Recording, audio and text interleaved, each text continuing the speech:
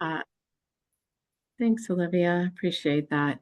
All right. Well, welcome everyone. We're happy to have you here with us this morning. My name is Lynn Giacobbe, and I'm the CEO at Kendal at Home. And by popular demand, we have asked our investment managers to join us this morning.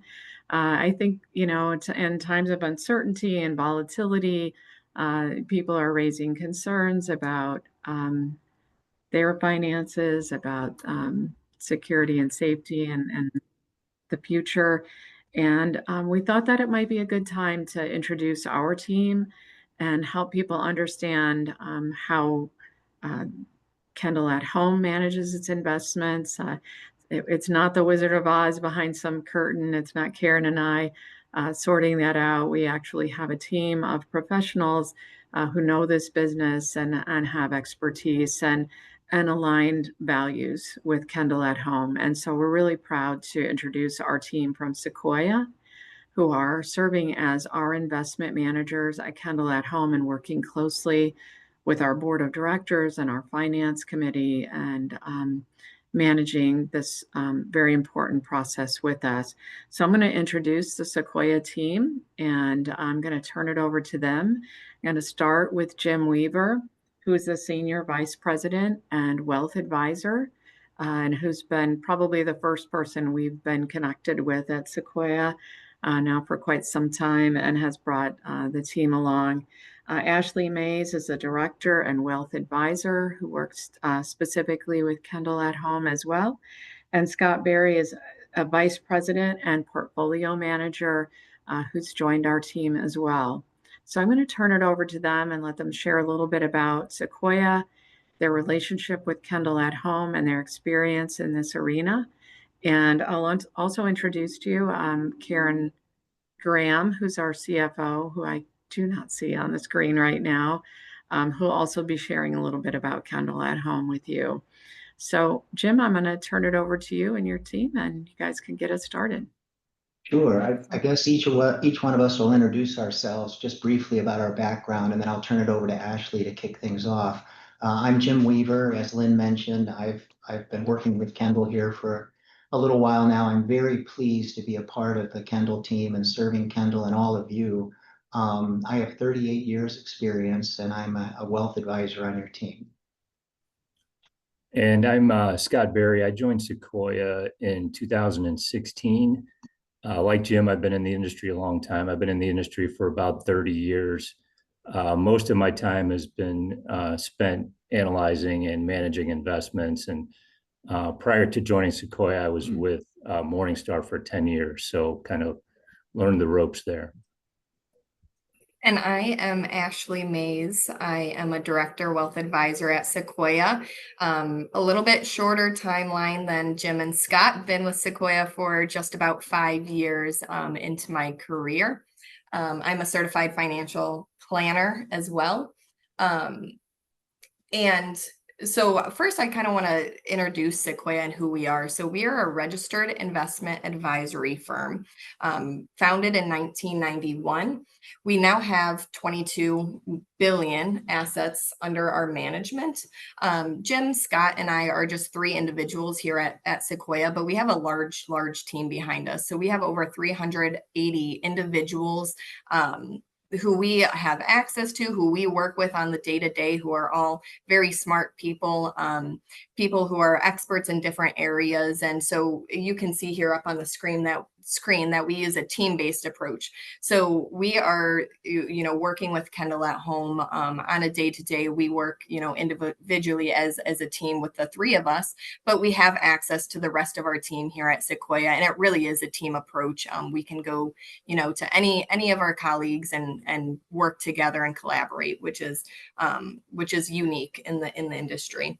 So we have nationwide offices, over 32 offices now across the country. I am based out of the Mayfield Heights office. Jim is out of the Cleveland office, and Scott is up in our Michigan office. We are headquartered in Akron, Ohio, so pretty local, but again, have offices all over the nation. Sequoia offers, a spectrum of opportunities for our clients. So not only do we focus on investment portfolios, but we also go much deeper into all finances for our client situation. So we work on analyzing and solving complex situations using the robust team that I already mentioned. We really pride ourselves on client communication and consistency, which we believe is kind of the foundation of building a relationship. And we truly work with our clients to build that client relationship, to build trust and a long-term relationship. So 2 things I wanted to mention before we get into the meat of the presentation is what is a fiduciary, and then also what is a prudent investor. So to begin, a fiduciary has a legal or ethical obligation to act in the best interest of another person or group. In this case, obviously, Kendal at home. There is about 4 things that go into what being a fiduciary is. So Jim, Scott, and myself are all fiduciaries. Sequoia is a fiduciary. The first thing is to act in the best interest of another. So putting, Kendal at home's needs, goals above any of our own individual needs or goals and our company's needs and goals. The second is the duty of loyalty. The third, duty of care, and duty of disclosure. So loyalty is just making sure that if there's any conflict that we are putting, again, Kendal at home's needs above our own. Duty of care is making sure that all of our recommendations are being used with reasonable care, skill, diligence, and we consider all circumstances. And the last one, duty of disclosure, we have the obligation to disclose of any conflicts of interest that might be in play. So being a fiduciary is a very important thing in this industry, which everyone here at Sequoia is. And then also the Uniform Prudent Investor Act. So this act is a set of rules and guidelines that kind of guide a fiduciary into making decisions for clients. So this was a law that was passed in 1992, and it goes over 3 major points. The first is a focus on the overall portfolio. So Scott's going to get into some details about things that Sequoia and our team thinks about when looking at a portfolio. And you'll very easily clearly see that we're focusing on the big picture. We're not, driving down into any small one detail, but more so across a lot of different details. The second is risk and return considerations. So thinking about how much risk should we take on, can we take on, what makes the most sense for Kendal at home, and knowing that risk and return go hand in hand. So we actually worked with Kendal at home and the board and the finance committee to put together a IPS, an investment policy statement that really guides all of our decisions that we make in terms of the portfolio. And everything that I've already shared with you goes hand in hand with that investment policy statement. The third thing of a prudent investor is diversification. So we don't believe in just taking bets on one individual stock for an entire portfolio, but rather diversifying across all different boards, different sectors of the market, making sure we have a little bit in every area. We're not going to take bets on one individual name. So staying diversified is also important, which I know we'll be touching on a little bit later in this presentation. Next, I want to invite up Karen Graham, the CFO of Kendal at Home, and kind of talk about how the process went down with choosing Sequoia, how Kendal at Home interviewed us, and why Sequoia. Sure. Thank you, Ashley. So, as you know, Kendal at Home is committed to managing your and our financial resources with care, transparency, and foresight. And for many years, our investments were managed by KeyBank. And they served us well, and I don't want to not acknowledge their role in helping us build a strong financial foundation. But as we've grown and evolved, we felt that our needs were also growing and evolving. So KeyBank's approach, while it was reliable, was very standardized. And we found ourselves just wanting more creativity, a more personalized relationship, someone who could sit at the table with us and explore what if scenarios, help us look around the corners, anticipate what might be coming next. So we really felt that we needed a partner, not just a provider. So in 2023, we launched a formal request for proposal, and it was a long 6-month project. It was led by our finance committee, which includes staff, board members, and some outside experts who bring different levels of experience with both investments and this relationship to the table. So the process was very thorough and intentional, and we reviewed detailed proposals, conducted interviews, probably too many interviews, and evaluated firms just not on their qualifications, but their investment philosophy, their service model, and most importantly, their ability to align with our mission and values. After careful consideration, we did select Sequoia. Their team brought such deep experience and a really thoughtful, holistic approach to how they invest. What stood out most was their commitment to partnership and education. Things like this presentation being possible is really a lot of what made us select Sequoia. They're not just here to manage the portfolio, but to help us think strategically and adapt to changes proactively and really grow responsibly. So, one of the parts of the process was really speaking with references and other nonprofit clients that they serve. And those conversations were really what ultimately cemented our confidence in working with Sequoia. So people not only spoke about their strong performance, but really about the relationship and how responsive they are, collaborative, and very values driven. So we are so excited that we have this partnership and excited about the work ahead and having the right partner in place to really help us steward our resources with intention and integrity. So thank you. Awesome. Thank you, Karen. Those are all very nice words to hear, and we reciprocate them on our side as well. All right, and I'm going to hand it off to Scott to talk a little bit more about economic data and the numbers. Scott? Yeah, thanks, Ashley. So I thought I would just provide a bit of a look behind the curtain at what goes on with Sequoia's investment group. So we have about a 30-member investment research team. We have calls daily between different members of the team.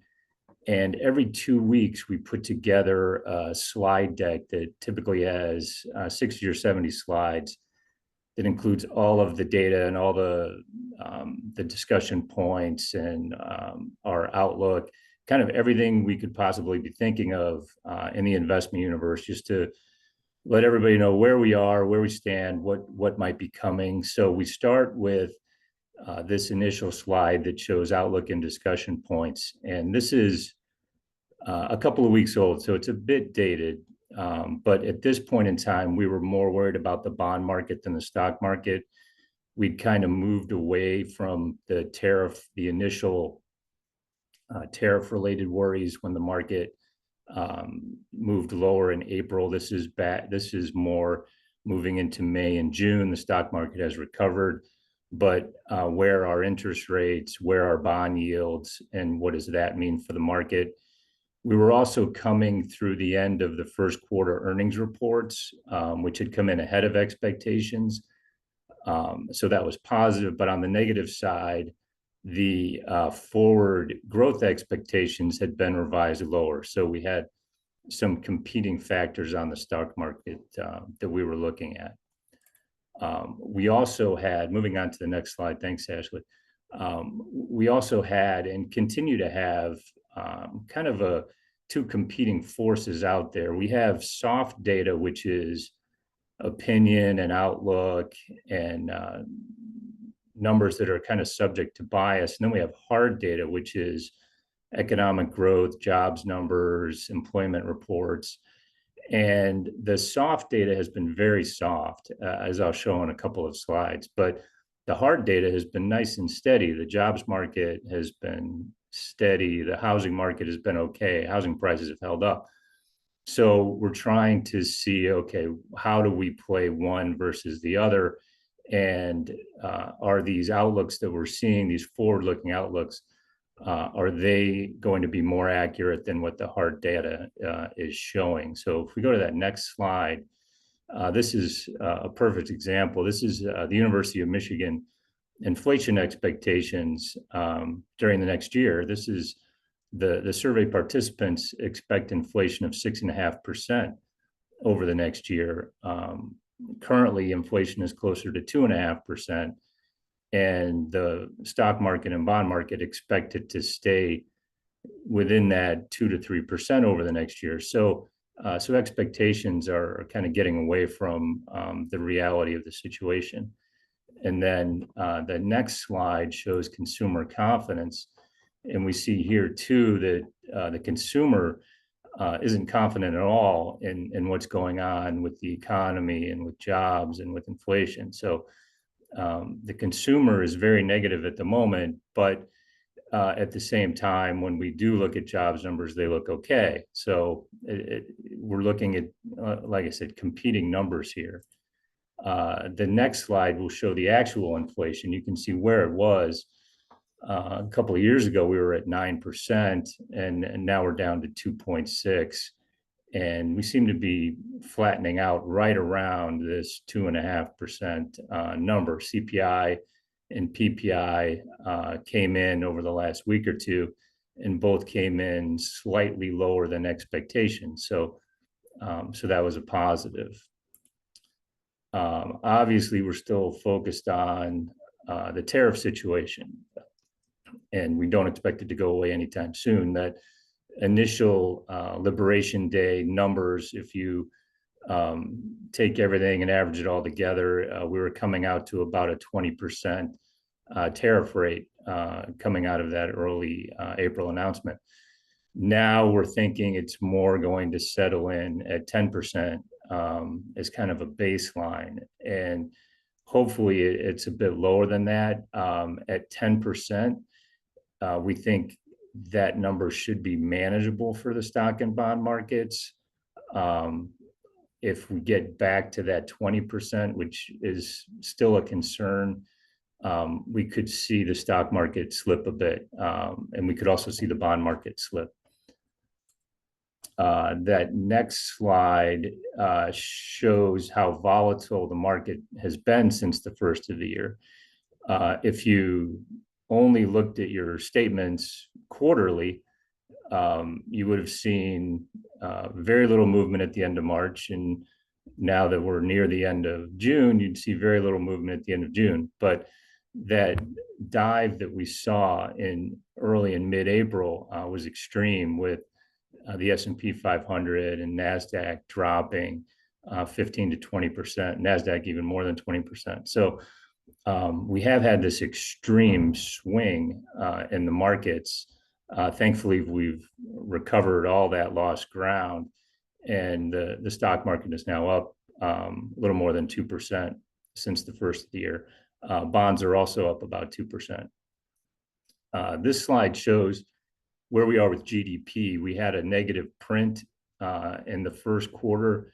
GDP was in negative 0.3%. It's not a real number, though, because exports are factored into that number, net exports. And there was a lot of front loading in anticipation of tariffs. So those net exports are counting against GDP. The second quarter GDP number is expected to be 3.8% right now, according to the Atlanta Fed. So when you average the two together, you could end up close to the 2% number that we've been tracking. So there's a lot of noise in the GDP numbers. So the negative print was a concern for some people, but I think the concern was overblown. We have the unemployment rate. Like I said, the jobs market has been good. Unemployment remains low. It's ticked a little bit higher off of this number. This is late April, but still below that average baseline of about 5.5%. So the job market is good. And if you skip ahead 2 slides, Ashley, there's another depiction of this. So this shows jobs available versus those seeking jobs. And so there are more job openings right now than those seeking employment. So the jobs market is healthy. And there's going to be some impact on the labor market with what's going on with immigration and ICE and those crackdowns. And we'll be keeping a very close eye on that. But for now, the job market is stable, and we don't have concerns there. The next slide shows oil prices. This is something we monitor. Oil prices have ticked up. They've ticked meaningfully higher from this number just in the last week due to what's going on with Iran and Israel. But you can see, looking back into 2024, prices were regularly above $70 a barrel. So in April and May, once we had those tariffs announcements, and in April, you see the price drop from 70 down to 60, down into the high 50s. So $70 oil isn't great. It's inflationary, but we haven't been that far off of that over the last year. So that shouldn't have too big an impact on the markets. And then the last kind of economic slide shows earnings per share estimates. We compare the U.S. versus non-U.S. That's one of the triggers that we have on our investment team. Are we overweight U.S.? Are we overweight non-U.S.? You can see the non-U.S. earnings per share number bouncing from late last year, while the U.S. earnings per share number has kind of leveled off here. A slight uptick on the very end of that, but earnings expectations for the so-called Mag 7 and for U.S. stocks have kind of leveled out here a bit, but non-U.S. is doing better. We're seeing that in the return numbers too. I mentioned the S&P 500 up about 2.5% since the first of the year. Overseas stock indexes are up much more than that, some 15 to 20%. So we're definitely seeing a bit of a rotation from U.S. to non-U.S. And then we're always looking at asset class performance. One big thing we're seeing this year is the benefit of diversification. U.S. stocks have led the world for more than 10 years, and every year it seems like the S&P 500 is leading the way. This slide is a few weeks old, but you can see on the right-hand side that the top performers are emerging markets, developed international, China, and gold. Gold being just a flight to safety from the tariff announcements. And then in the middle of the slide, you see U.S. bonds, which are now up about 2.5%. U.S. stocks are slightly higher. Oil was the underperformer at the time, and U.S. small cap also an underperformer. And then within the U.S. markets, we've seen this shift a bit also. If you can skip ahead, Ashley. You can see U.S. small cap in that middle section underperforming U.S. large quite dramatically. And then on the right side, you can see U.S. versus international and versus emerging markets. Very dramatic outperformance from international stocks and emerging markets this year. Over on the left is U.S. growth versus U.S. value. those have equaled out here over the last few weeks, but it's been the first time in a long time that value stocks have kept pace with U.S. growth stocks, and even for most of this year have been outperforming growth. As again, a lot of it's a flight to quality, investors moving towards dividend paying stocks. The banks are doing really well, JP Morgan, Bank of America, Morgan Stanley, and financials in general, because they're less vulnerable to tariffs. Insurance companies like Marsh McLennan, AJ Gallagher, which are really immune to tariffs. Names like Waste Management, and another one that's pretty much immune to tariffs. They're just taking your garbage. So that the next slide is U.S. sectors. So for many years, technology has been the leading sector in the U.S. And again, here's your diversification slide. You've got utilities leading the way this year, consumer staples, financials. And then on the other end, you have technology, energy, healthcare, and consumer discretionary. So there was a big push over the last few years of clients asking for more tech and for more US. And that was just the wrong time to be making that move. The move towards value and towards overseas stocks and towards dividend paying stocks was really the move to make over the last 12 months. Here we see equity market valuations. This just shows the stark difference between the US valuations and overseas stocks. So on the US side, you can see the PE ratio, the average PE ratio of about 18.5. Right now we're at 21. So on a PE basis, US stocks are a little bit expensive. Overseas stocks, the average PE ratio is less than 14. They're now currently above 14. So on a historical basis, they're a little bit pricey compared to history, but not really dramatically overpriced. But you can see how international stocks tend to trade at a deep discount to US stocks over time. On the fixed income side, fixed income bonds, they don't get a lot of press, tend to be a little quieter. But we're seeing good returns here too. The U.S. aggregate bond, which is kind of your core bond fund or bond portfolio, is now up a little more than 2% since the first of the year, on pace for close to 5% for 2025, which would be a very solid showing for the bond market, given what's gone on over the last 10 years. When bonds were yielding 0 to 1%, you really couldn't expect any return at all from the bond market. But we're able to get yields of 5% and higher in the bonds that we own. So we expect 5 to 6% from the bond market going forward, which is one reason we're within the Kendal portfolio.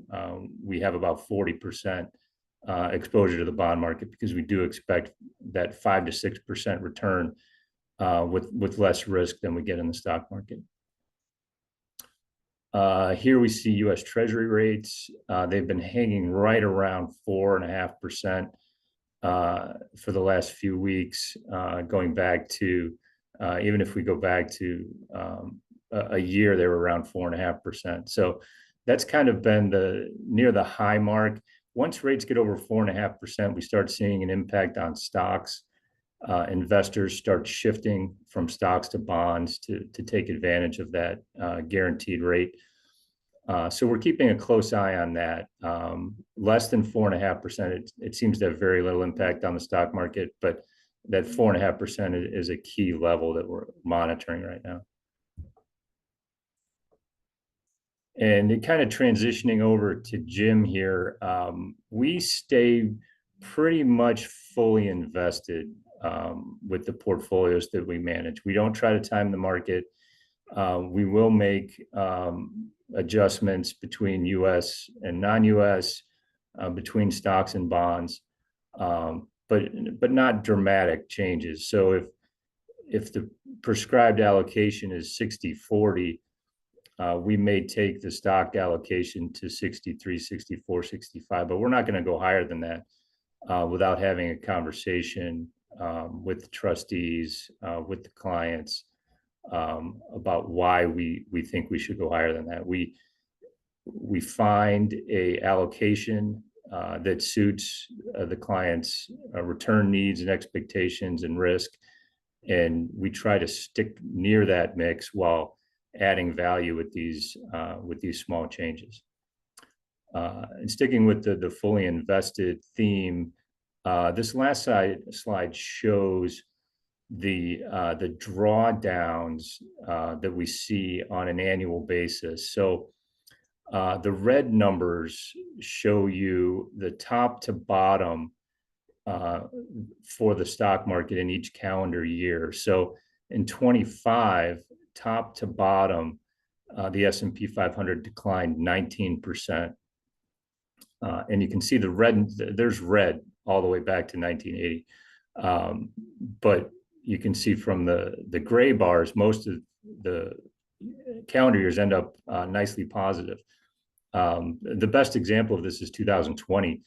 The drawdown from top to bottom was 34%, yet the S&P 500 ended the year up 16%. So we have these drawdowns like we had in April, and it was extreme in April, like I said, down 19%. But by staying invested and not having any type of panic, you end up being on the right side of the market more times than not.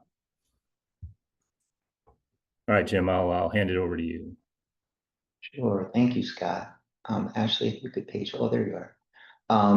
Scott just shared with you, the current market environment, as well as some historic perspective. What I'd like to do is expand on that historic perspective and then talk a little bit about how we help clients, including Kendal, develop investment policy guidelines and strategies to deal with some of the uncertainty that that Scott talked about earlier with tariffs and geopolitical risks and everything. How many of you have seen a chart like this in the past? This is a very common chart in our industry. What this shows is the returns on three major asset classes going back to 1926. So common stocks, $1 invested in large company stocks starting in 1926, so almost 100, it'll be 100 years next year. This chart will get a little bit bigger. That $1 has grown to $18,199. Small company stocks have actually done a little better over the last 99 years. Long-term bonds, $1 invested in 1926 today would be worth $128. And treasury bills, that same $1 would have grown to $24. Common stocks, US common stocks, have compounded at around 10% per year. That's something we all hear very commonly. Bonds around 5%, and treasury bills around 3%. Before we leave this chart, I want to see if you notice something else interesting, not just that great long-term return by common stocks, but do you notice, for example, the treasury bill chart, the line, how smooth that line is? And for that smoothness, you got about a 3% return over that long period. As soon as you start to reach for a little bit higher returns with bonds, you notice that the line starts to get a little lumpier. And then all the way up to common stocks, it looks a little bit like a roller coaster. We'll come back to this in a minute. Ashley, if you could go to the next slide. So it's important to remember when we look at those long-term returns of common stocks, even just going back as recently as 1970, stocks have performed well over the long run, and I emphasize over the long run, through some very difficult and challenging times. How many of us remember the OPEC oil embargo in the early 1970s? Stocks dropped by about 50%, 73, 74. It's not on this chart, but President Nixon's resignation. You move forward, Black Monday, the Dow dropped 23% in one day. It was down 30% that week. But on the chart Scott showed earlier, you may have noted that actually in 1987, the market ended up positive for the year. But it still was a pretty scary time. I remember the Russian financial crisis. It's not on this chart, but that led to the collapse of long-term capital management. The markets got pretty wobbly there. To be honest, I had forgotten about the Y2K scare until I saw this chart. We're going to talk a little bit about the early 2000s in a minute here, but that was a very difficult time for our country. The 9/11 terrorist attacks, we all remember. Fast forward, the financial crisis was a very scary time. In 2008, the market was down well over 50% at one point in time. Nevertheless, through all of those challenges, $1 invested in 1970 has grown to $117. Now, many look at these charts and they come back and they say, hey, stocks for the long run, stocks for the long run. In fact, there's one popular radio personality who said, invest in stocks and you can draw 8% per year from your portfolio. We're going to see in a moment how that can be problematic.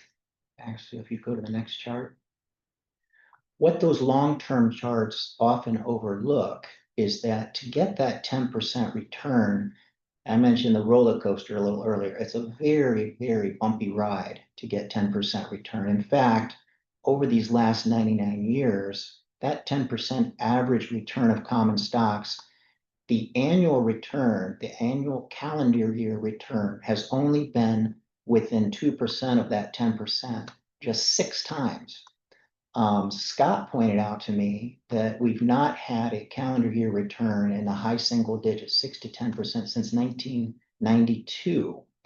So what does this mean for an investor, particularly an investor like many of us? We're not in the accumulation stage. We are now taking withdrawals from our portfolio. How can these lumpy returns affect us as we're withdrawing funds from our portfolio? Ashley, if you go to the next slide. This is a hypothetical. There's a lot of information on this slide, but I'm just going to focus on a couple of things. These are 2 investors. They both start with $100,000. They both receive the exact same 4% average annual return over the next 15 years. In fact, they both receive identical calendar year returns. However, the investor in blue, his returns or her returns are positive in the early years. So they are started during a bull market. The investor in green, their returns, the sequence of their returns are the exact opposite of the investor in blue. At the end of this time, and they're both withdrawing, by the way, $5,000 per year at the end of each year. The investor represented in blue, who gets those favorable returns early, at the end of the 15-year period, they actually still have, even while withdrawing 5% per year, they have slightly more than they started with. The investor in green, who had the unfortunate experience of having bad returns early in this time period, they end up at the end of 15 years with $35,000, about almost $36,000. A very significant difference. Next slide, Ashley. We took this a step further and we actually used the experience of an investor starting in 2000, 2 investors starting in 2000. Each investor starts with $1 million. The investor, this dark reddish brown line, this investor experienced the actual returns from 2000 through 2020 in the actual sequence that they occurred. Both of these investors, again, start with $1 million. They take an initial withdrawal rate of $40,000, 4% of the portfolio. And then that withdrawal rate is adjusted by the rate of inflation each year going forward. You may have heard of that 4% number. That's what many in the planning community refer to as a safe withdrawal rate. So an investor starts with $1 million in 2000.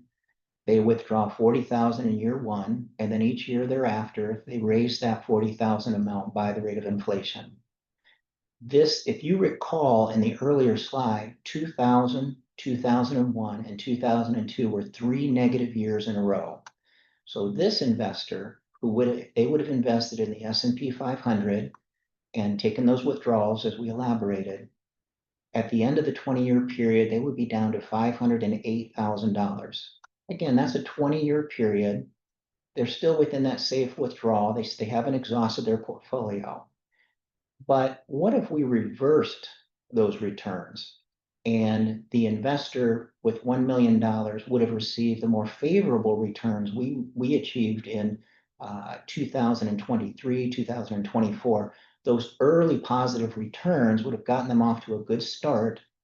That investor ends up after 20 years, again, just reversing the sequence, still using the actual returns, with almost $2.5 million. Why is that? Why is it that these negative returns when you're withdrawing early in the sequence have such a devastating effect? Withdrawals during market declines compound your losses. You may have heard of dollar cost averaging as we're saving for retirement, how that volatility benefits us. But in the case of those of us who are now withdrawing from our portfolio, those withdrawals can create a greater challenge. So taking aside the withdrawals, if you begin with $1 million and we experience one of those severe bear markets like 73, 74 or 2008, and your portfolio is down, well, let's start with 30%. That's the average bear market is down about 30%. You have to get 43% return to get back to even. So if you start with $1 million, your portfolio declines by 30% to $700,000. You need a 43% return to get back to 1 million. Now, if we do experience one of those very bad bear markets and you're down 50%, it's even worse. Your $1 million has declined to $500,000. You need a 100% return to just get back even. Now, to compound that, if at the same time you're withdrawing 4% of the portfolio, now you need more than 100% return to get back even. That's why it can be so challenging in a bear market as we withdraw funds from a stock portfolio. Next slide, Ashley. So how do we as investors, how can we be, going back to what Ashley said earlier, how can we be prudent stewards of capital? How can we deal with this volatility in the stock market? A very popular strategy is commonly referred to as the bucket strategy. It simply means taking your investment portfolio and dividing it into 3 buckets. The first bucket, you would have short-term cash reserves. This would be money market funds, FDIC insured deposits at the bank, savings accounts, money that is liquid and safe. And in the case of retirees, or in the case of organizations who may have some unexpected needs coming up, we recommend 1 to 2 years of your spending needs. And then this midterm bucket consists of bonds. You know, as Scott mentioned earlier, Kendal has 40% of their portfolio in bonds. And this portfolio can be constructed in a way, and I'll go over an example in a moment here, in such a way that you have the bonds mature to match your spending needs. We'll talk about that a little more in a second. And then your long-term bucket, recall from those earlier slides, the stocks over very long periods of time reward investors. It's just sometimes it can be a wild ride. So Ashley, next slide. So how would this work in practice, the bucket strategy? We all have our daily spending needs. You would draw your daily spending needs from your first bucket, which consists of those short-term safe liquid securities, money market fund, treasury bills, bank FDIC insured deposits. Your midterm bucket and bonds, you might ladder that portfolio of bonds at different maturity levels to refill bucket number 1. And I'll go over a very specific example in a moment. And then during very strong markets like we experienced in 2023 and 2024, where we had back-to-back years where the S&P was up over 20% each year, you might take some of that money and refill your bond bucket. take advantage of that opportunity. And Ashley, if you go to the next slide.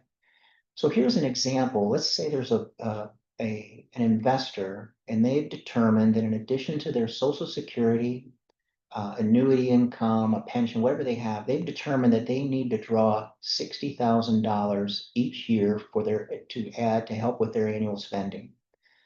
This investor has $1.5 million portfolio.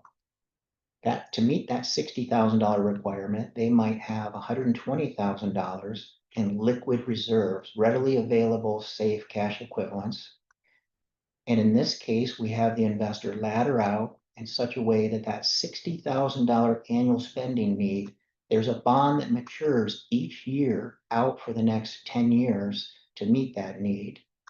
And then we have this long-term bucket in common stocks to take advantage of the long-term returns available through stocks. And I would emphasize here again, this bucket should be very well diversified, as both Scott and Ashley referred to earlier. That's a prudent strategy.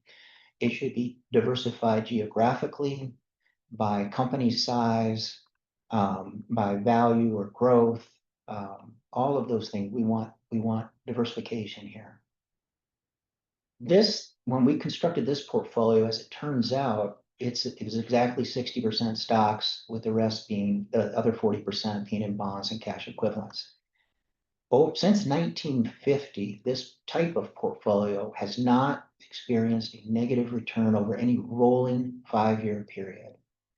Now, before I leave this slide, obviously the numbers are different, but I want to point out that when we worked with Kendal and your board, we constructed an investment policy statement to build resilience into your portfolio so that you are well positioned should we experience some type of a negative or extended bear market.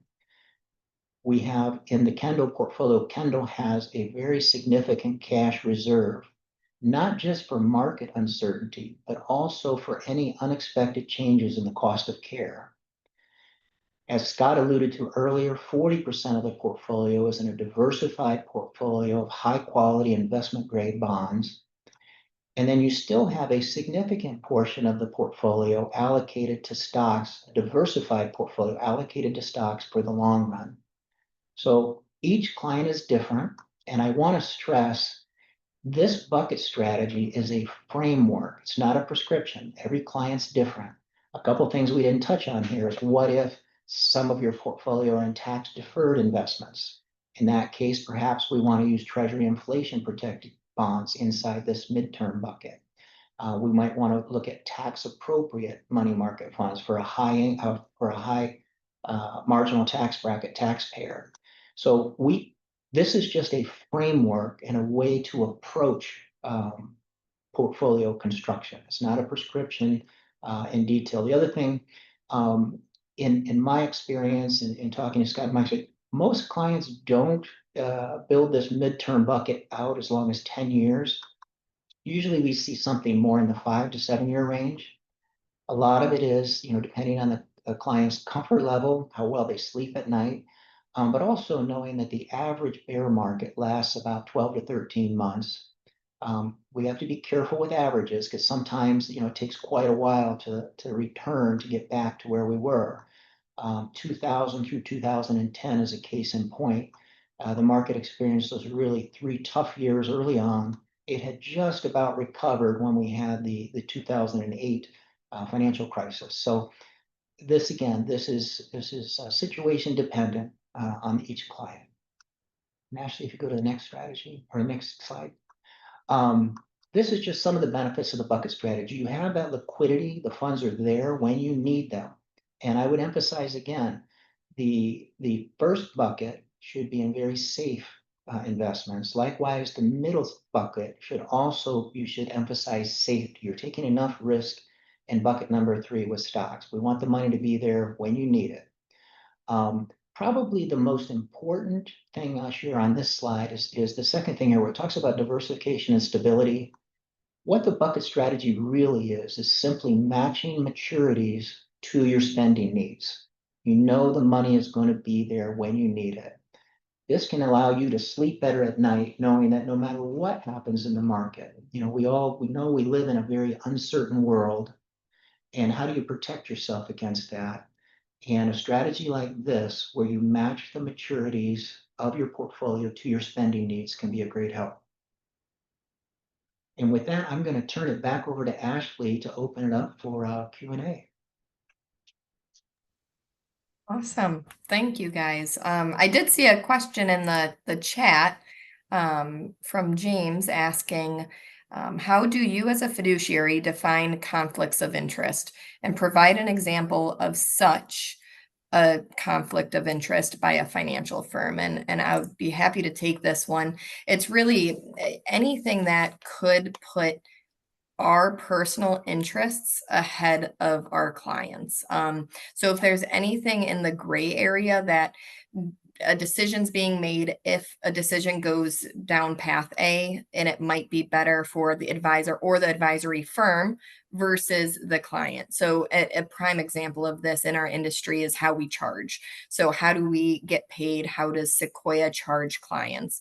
There's a lot of different ways financial advisory firms charge. So for example, they, assets under management based off of how much a client invests with the firm is how you charge. A second one is hourly. So depending on how long an advisor or a team member is working on a client situation, if you take 10 hours versus 2 hours, you charge based off of the hour. A third one is just retainer. So every year charge X amount of dollars. All three of those compensation styles, plus any other ones that are out there, there's all conflicts of interest in there. So for example, assets under management, there's a conflict. If client brings over more assets, we make more money. So just having that honest conversation with the client of the pros and cons of all things. Same thing with hourly. So it kind of promotes the advisor maybe to draw out how long they work on a project. And same thing with retainer. Maybe you're just doing quick work because you're getting paid the same no matter what. Any compensation style, there's a conflict of interest. So just having that conversation is important and a fiduciary role. Another one for individuals, so not necessarily a corporate client, but as an individual, for example, if you have a married couple and they get a divorce, an advisor might have a conflict of interest of working with both parties. So if you're giving a recommendation to client A that might affect client B, your hands might be a little bit tied there in terms of a conflict of interest. So just being honest with both clients of you want to do the right thing for the client. Of course, the client's interest goes above all advisor interests in that sense. I don't know, Jim. Actually, I look at it from the investment side also. There's a lot of investment providers that are trying to get Sequoia's clients' money invested with them, whether it's mutual funds, alternative investments, hedge funds, whatever it might be. So for me, I'm very conscious of that. We have no connection to any investment providers. We can use any mutual funds. We can use any individual stocks or bonds. There's no incentive for us other than buying what's best for our client, looking at one investment versus the other. If PIMCO says we want to fly you out to Newport Beach so you can meet our new investment manager, we're not going to do that. We're going to say, put us on a Zoom call or fly to Detroit and we'll meet you here. So we're very, very conscious of that and very careful with how we place investors' money. There is a question. Richard, I'm going to allow you to talk. So if you'd like to ask your question, you have to unmute yourself, though. Yes. Am I unmuted? Yes, you are. We can hear you. We've spent much of our time talking about Kendal at home. I'm curious, what is the financial relationship between Kendal and Kendal at home? So I assume you're referring to the Kendal Corporation, and Yes, Kendal at Home is an affiliate of the Kendal Corporation, but we are a private and separate nonprofit with our own 501c3. So we have our own board of directors, our own finance committee, our own responsibilities as an organization, as an independent affiliate. Kendal's a unique model. It's a federal system, so every affiliate operates independently, but we do have some shared bylaws and governance issues that help to connect all of us and resources that we receive as a result of being an affiliate of the Kendal system. But our finances are separate. We do pay an affiliation fee to the Kendal system, but our investments, our finances are separate in that regard. And the Kendal Corporation also has an investment manager that they use, as do each of the affiliates. So there are, to use the bucket analogy, there are two buckets. One is Kendal, the other is Kendal at Home. What if Kendal at Home bucket runs out of money? What is the legal obligation of Kendal to replenish that bucket? There is no legal obligation on the part of Kendal or any Kendal affiliate to replenish that bucket, but there is a fund that all of the affiliates pay into, which is a contingency fund. And if an affiliate had a financial hardship for some reason, they could apply for some funding to that.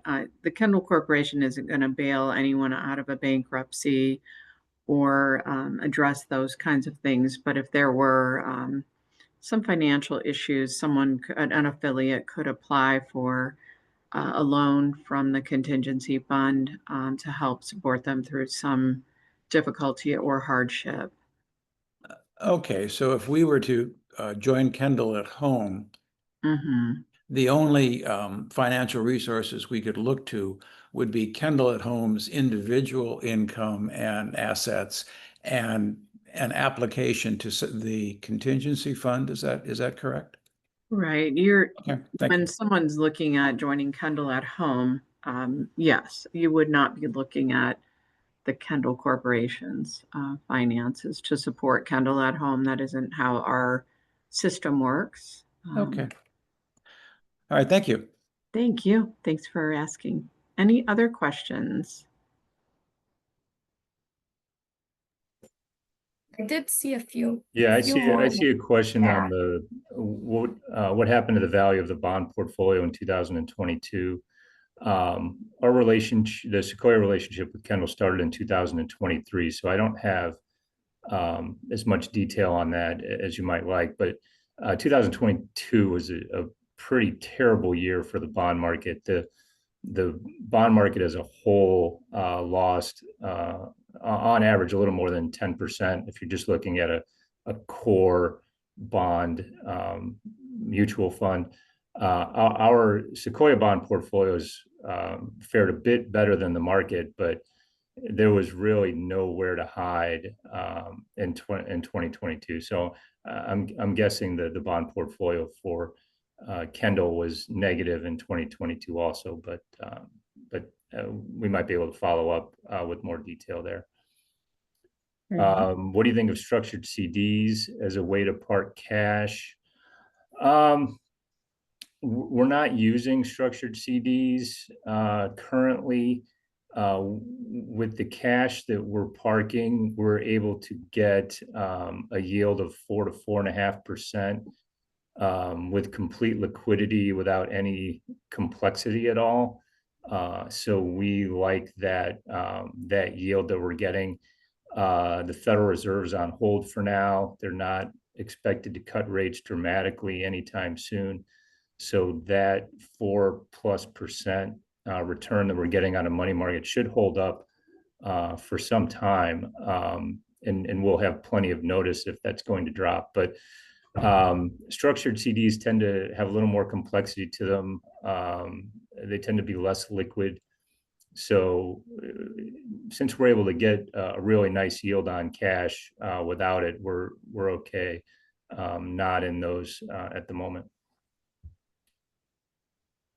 Thanks. Do you want to get the next one, Scott? How would the bucket allocation differ if one's goal is not only to have enough money to support our annual expenses, but also to leave significant assets to our kids.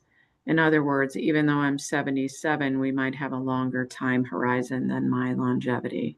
Yeah, we come across that quite a bit, where sometimes the risk doesn't match up, the risk tolerance doesn't match up with the client's age and cash flow needs, or that there's a generational situation where we know the funds are going to be moving from one generation to the next. So you almost have to segment it and think of a portion of the assets as already being invested for that next generation. And maybe you're looking at, instead of a 77-year-old, you're looking at a 50-year-old who is going to have access to those assets at some point in the future. So you're almost investing it more for them than you are the clients that's sitting in front of you.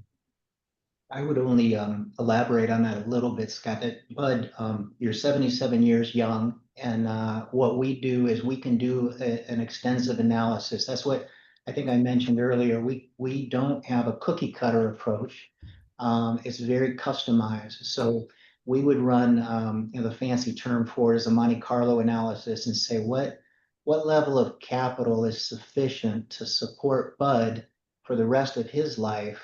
How should we invest that? We would work with Scott to develop an investment policy, and then look at, again, going back to the bucket strategy, what assets could then we look at as it would be something for you to pass on to your heirs, to the next generation. And that would be a different type of a structure to the portfolio. So again, very, very customized. And our goal in going through the analysis with you would be to help you make a well-informed decision on your portfolio. So it's really, working with you. Each client is, as I said earlier, very different.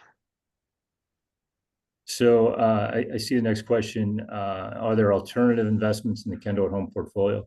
Not currently. That is an option for us. In years past, we've used real estate, infrastructure. We have used different alternative investments. Nothing at the moment. There's no particular alternative that we feel offers a more compelling risk reward trade-off than what we're seeing with the kind of the more standard stocks and bonds at the moment anyways, but that we have used those in the past and we'll use those in the future, I'm sure. Does the expected yield on the bond portfolio assume a decline in interest rates? No, it doesn't. So we're able to get bond yields of 5% right now. So that kind of feeds into our expected return for the bond mix that we have. If we expect to do better than that, we expect to add value on top of the yield. A good example. So over the last 12 months for Kendal, let me just make sure I've got the right report. So over the last 12 months, the bond return for Kendal has been 7.9% for Kendal's bond allocation. The overall bond market has done 5.5%. So we've added value on top of the bond market. The year-to-date return through yesterday for the bond market was 2.5%. The Kendal return is 3.3%. So we expect to do better than the market with our returns. When we talk about expectations, I'm really only talking about market expectations. So if bond yields are 5%, that's really all we can expect from the bond market. We're not assuming rates are going down. Is there really much distinction between U.S. companies and international companies? Most major U.S.-based companies, especially techs and financials, do a lot of business outside the country. That is very true. And it's become a very gray area when you try to say, what is the allocation to U.S. versus non-U.S. because Nestle is non-U.S. Companies like that, and a U.S. company like Coca-Cola if they're doing half their business overseas, do we split that and say, okay, Coca-Cola is half US and half non-US? So it gets to be very tricky to define these, where a company is located versus where their revenues are coming from. It gets messy. So there's no great answer for that. We are using the company's headquarters just because it's a little cleaner than trying to dig into every company and split their revenue or split their income. So when we talk about it, it's really where is the company, and right now that's what these slides are based off of. Thank you. And I think Richard has another question. So Richard, do you want to ask your question? Yes, thank you. We spent a bit of time on the bucket analysis. Is this overall the strategy that Sequoia uses for Kendal and Kendal at Home, or is there a different strategy for your for your equity, your money? So are you saying, is Kendal using the bucket strategy? Is that the question? Generally speaking, yes, that's the question. Yeah, it's never as clean as those slides might indicate. It's never as cut and dry as that. But for Kendal, there is a cash bucket that is in reserve for anything that might be needed, anything that's expected and unexpected. So, and as we rebalance the portfolio, you could think of it as sort of rebalancing those buckets. If the stock allocation is outperforming bonds, we're going to be selling stocks and moving into bonds and moving into cash. So it's not as clean cut as just taking from one bucket and putting to the other. But overall, that's kind of our general thinking and how we're managing managing the money. So it's generally the kind of I have one very quick question, if you all will indulge me. In the next, going forward, as we say, how much faith are you putting in government statistics? And if that faith is dropping, where else are you seeking bona fide data from? It's a great question. And of course, when you say it's a great question, it means it's hard to answer. So right now we're confident in the numbers that we're getting. But you get them from other places also. We get them from the University of Michigan. We get them from ADP on the employment side. So housing numbers come from the housing market. So it's not all government data that we're reviewing. You do get it from these outside sources. And if we did have a hint that the government numbers were looking somehow phony or fishy, I think we would have other numbers to rely on if we needed them. Okay, thank you very much. So I just want to clarify, Scott, on his previous question regarding the philosophy around Kendal and Kendal at Home. Sequoia's presentation is really related to Kendal at Home, not to the Kendal Corporation today. So they are our investment manager, but do not manage investments for the Kendal Corporation or any of the other Kendal affiliates that I'm aware of. So yes, thanks, Lynn. Great. You're welcome. Can I piggyback on this? This is Richard's wife. I had my own question. Mm-hmm. Or shall I put my hand up again? Okay. Yeah, you're okay. So I do want to, I want to know specifically how things relate to Kendal at Home. And so as I see Kendal at Home is their major revenue is membership fees and application fees, etc., and probably income, I would assume, from Sequoia. Presumably there's an income that's coming in from the investments. But the major expenses are member care, and of course your general management. You don't have any you don't have any capital maintenance to do or anything because you don't own any property. So I guess I'm trying to figure out, you probably don't have a lot of investment with Sequoia because most of it is turned over into member care and coordination as your major outlay, you know, for your major expense. And what kind of, then I'm projecting again, the main risks probably for Kendal at Home is that for a certain year, there may be less new members coming in or something. It could be a bad year. And then that might be a time when they would want to withdraw investment, capital invested. Is that sort of a fair picture? I'll ask Karen to lean in on this answer with me, but I would say that we do have a significant amount invested with Sequoia to meet those future care obligations. That's really part of our due diligence.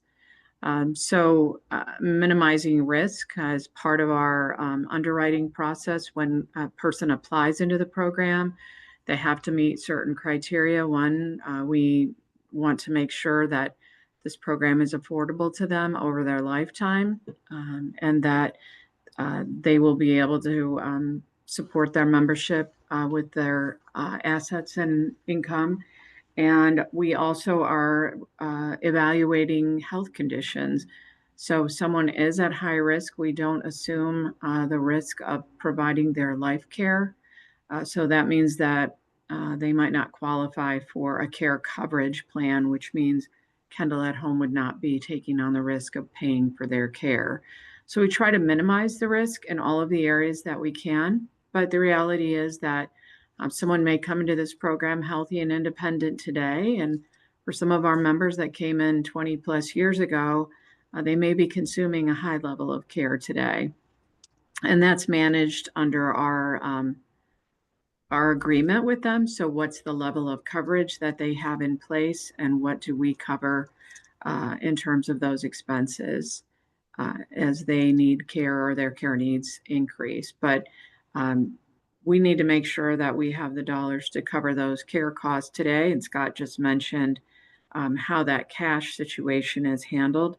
And then the reserves really are looking at our future care obligations for members down the road and being able to meet those. So there are a number of goals that are working simultaneously to support Kendal at Home's initiatives. Karen, do you want to add anything to that? Is there anything I might have missed? No, just to, reiterate that we are putting a large portion of those member fees into investments on an annual basis so that we are building and continuing to build that long-term investment strategy. We don't typically take funds out to handle day-to-day operations. We kind of manage that unknown through our budget process each year, and making sure that we're forecasting what's needed. That drives our growth goals. It drives our, all of our sales efforts. It's all a very connected process through our annual budget process. Okay, thank you. Yeah, I think Karen, that kind of answered the question I really had. Yeah, thank you so much. Thanks. Sure. Well, we want to thank everyone for joining us. Thanks to our guests, Jim, Scott, Ashley, for joining us today, and for all of our members and prospects and friends who have joined us here today. We really appreciate the time, and thank you for sharing your expertise with us. We hope this was helpful. Thank you. Thank you for having us. It's our pleasure. Thank you so much. Okay.